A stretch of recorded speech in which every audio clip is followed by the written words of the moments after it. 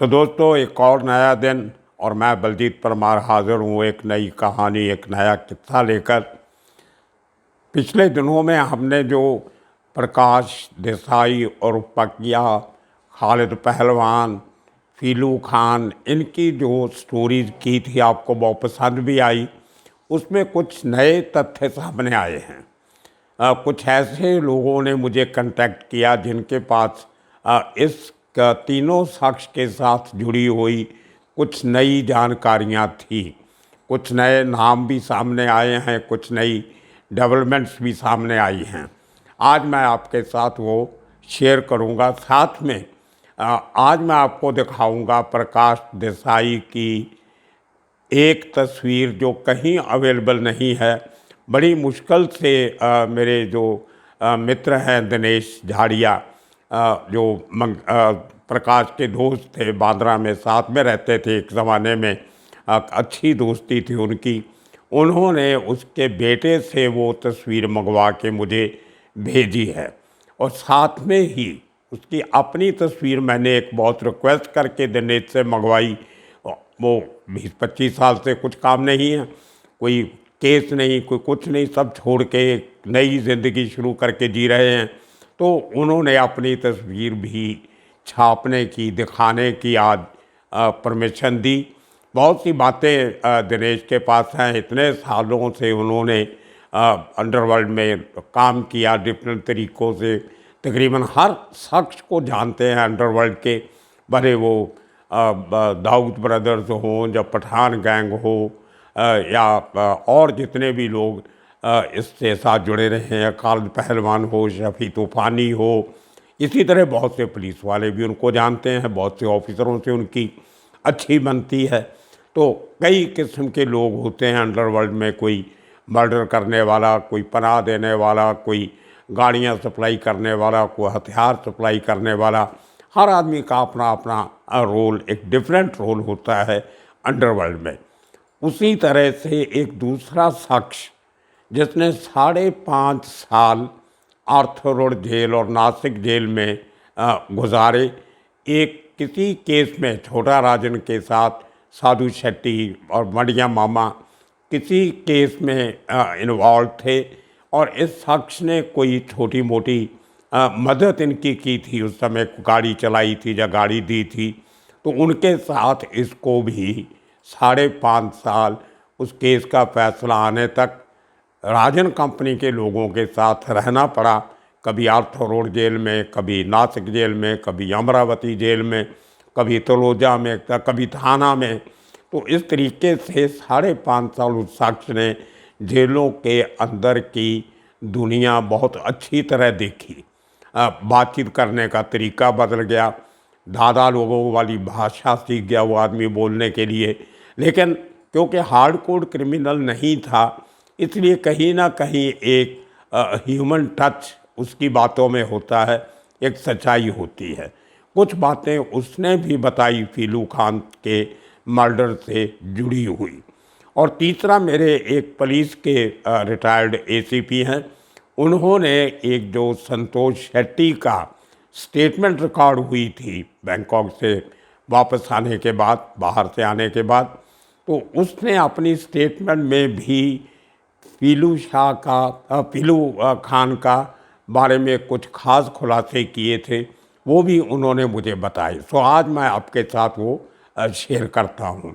ये तस्वीरें आप आज की इस वीडियो के साथ आप देख सकते हो। साथ में ही जो उस शख्स ने जो जेल में था, उसने फीलू खान के मर्डर के बारे में क्या बताया, क्या जानकारी दी, वो छोटी सी 4-1 मिनट की एक रिकॉर्डिंग मैंने उनसे रिक्वेस्ट करके की है।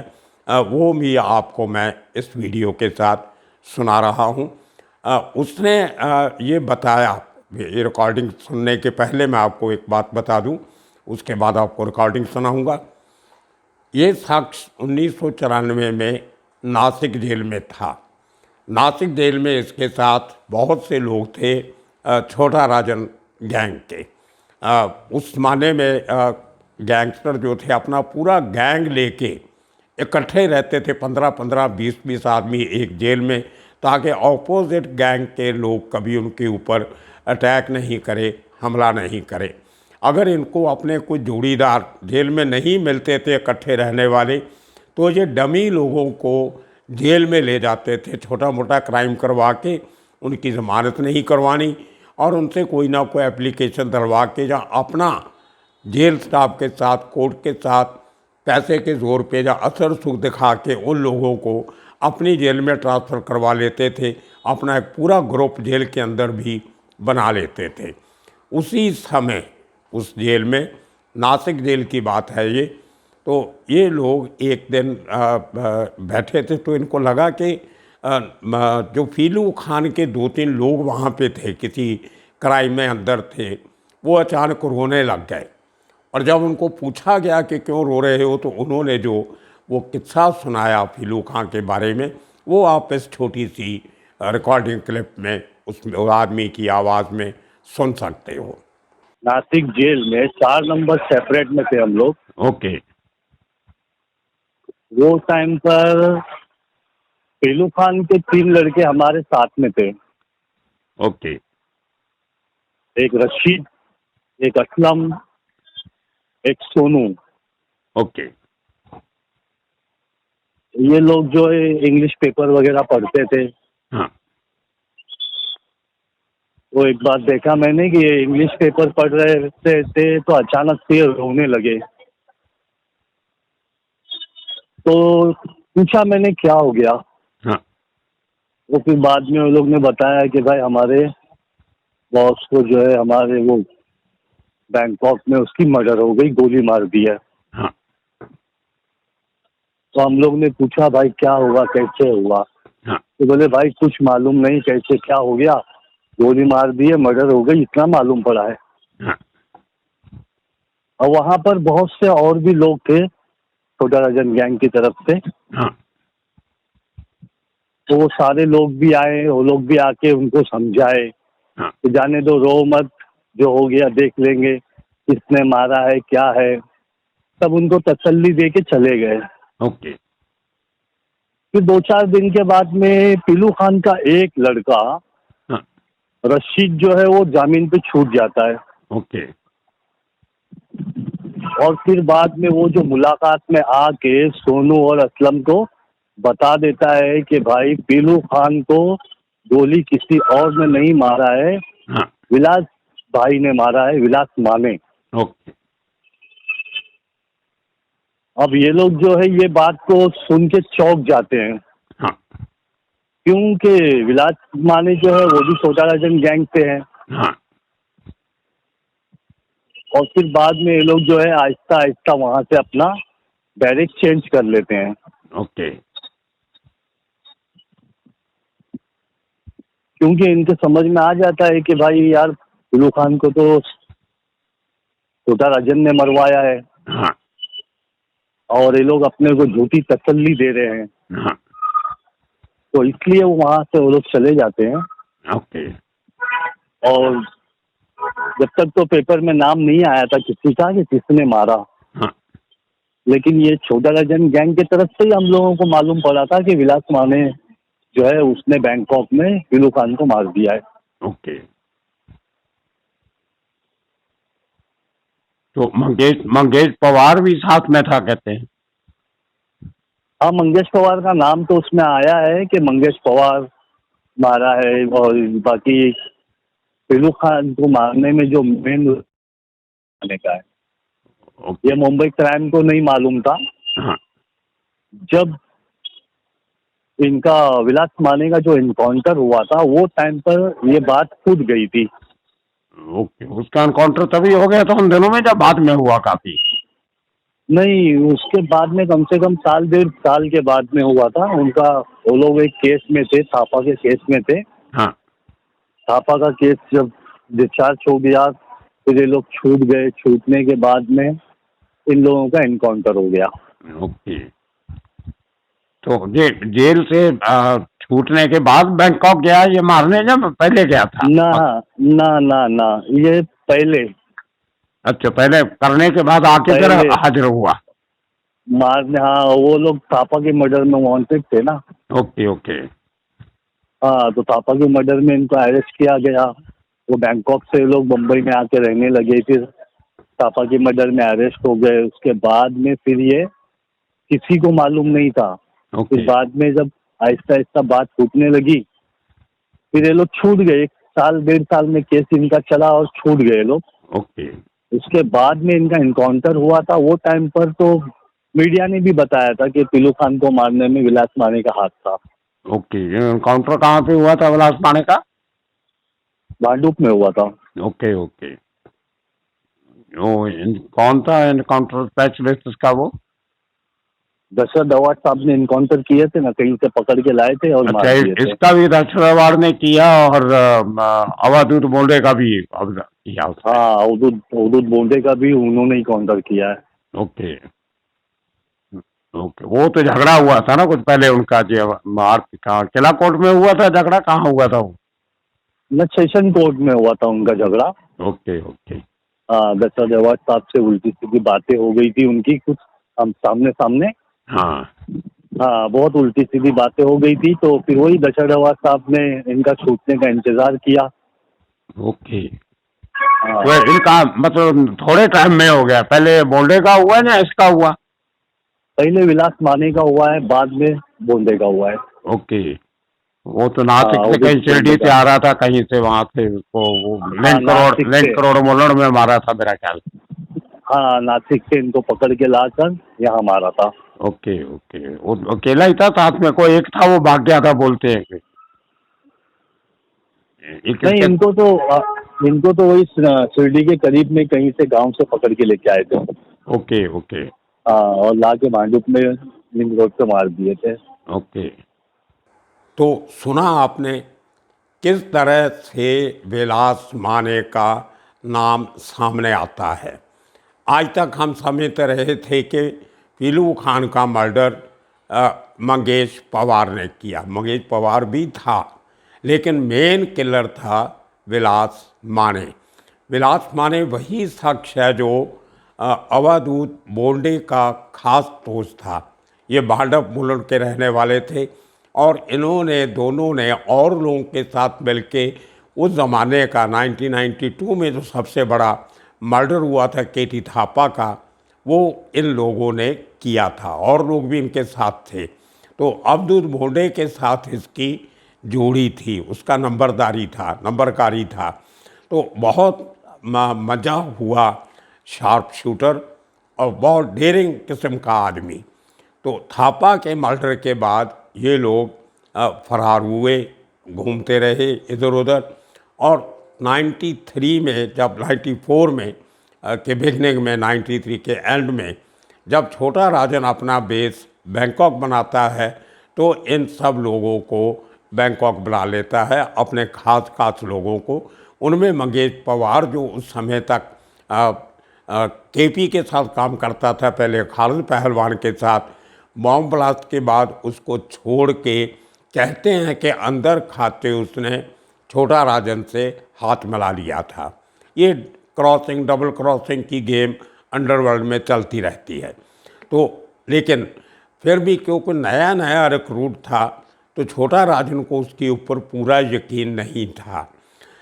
तो फीलू, जब छोटा राजन दुबई छोड़ के बैंकॉक जाता है, तो उसको काफ़ी सारी मदद हमारी एजेंसी से मिल रही थी, लेकिन फिर भी पैसे की ज़रूरत बहुत थी।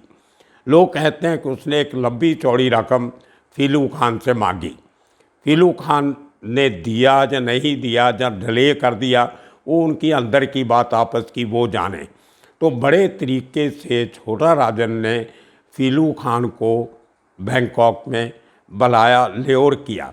इस बात का खुलासा संतोष शेट्टी ने अपनी स्टेटमेंट में, जो उसने मुंबई की क्राइम ब्रांच को दी थी, उसमें भी किया है कि बड़े तरीके से प्यार से छोटा राजन ने पीलू खान को बैंकॉक बुलाया।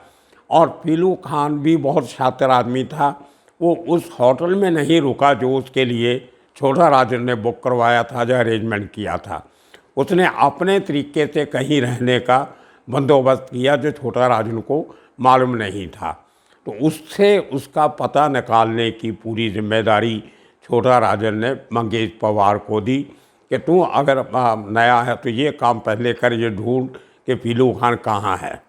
तो मंगेश पवार ने इसको ढूंढा और उसका मारने के लिए उसको विलास माने को स्पेशली मंगेश पवार के साथ भेजा जाता है उस होटल में जहाँ पे पीलू खान को बुरी तरह टॉर्चर किया जाता है। ये टॉर्चर की बात भी संतोष शेट्टी ने, जो एक ज़माने में छोटा राजन का बहुत खास रह चुका था और ख़ास तौर पे 2000 में जब उसके ऊपर अटैक हुआ तो उसको हॉस्पिटल से भगाने में सबसे बड़ा रोल संतोष शेट्टी का था, संतोष अन्ना का था। तो छोटा राजन के बहुत करीब था। दुबई में भी छोटा राजन के साथ था और जब छोटा राजन ने दुबई छोड़ी तो संतोष ने भी दुबई छोड़ के उसके साथ उसका साथ दिया। तो संतोष शेट्टी का कहना है कि पीलू खान का मर्डर छोटा राजन ने करवाया और उसको करने वाले थे मंगेश पवार और विलास माने। अब इसी विलास माने का जिक्र नासिक जेल में भी होता है, जहां पीलू खान के दोस्त जो अपने साथियों को जो इतला देते हैं उसमें वो मंगेश पवार का नाम नहीं लेते, वो विलास माने का नाम लेते हैं। तो ये एक नए किस्म का एक खुलासा है।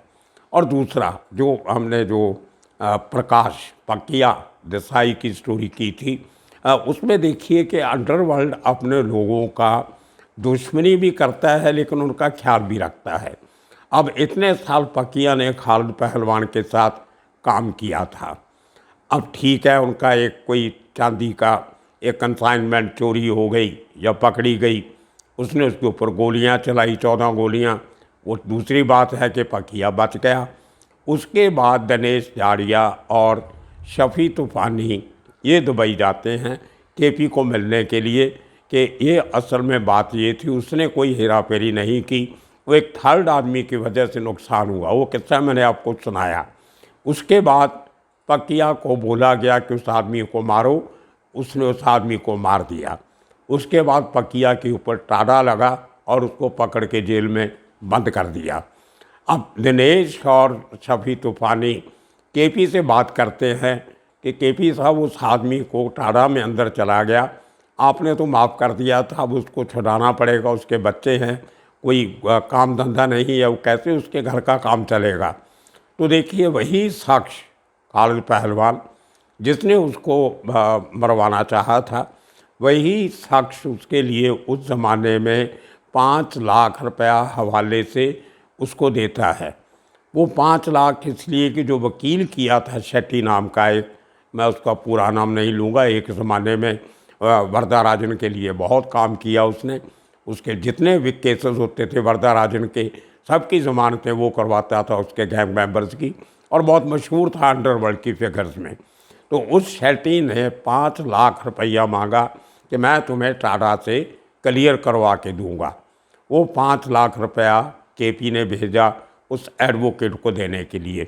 उसके साथ 1 लाख रुपया और भेजा उसके, ताकि और खर्चे भी उसने कहा होंगे आपके आने जाने के लिए, जेल में लोगों को देना पड़ेगा, पुलिस वालों को देना पड़ेगा।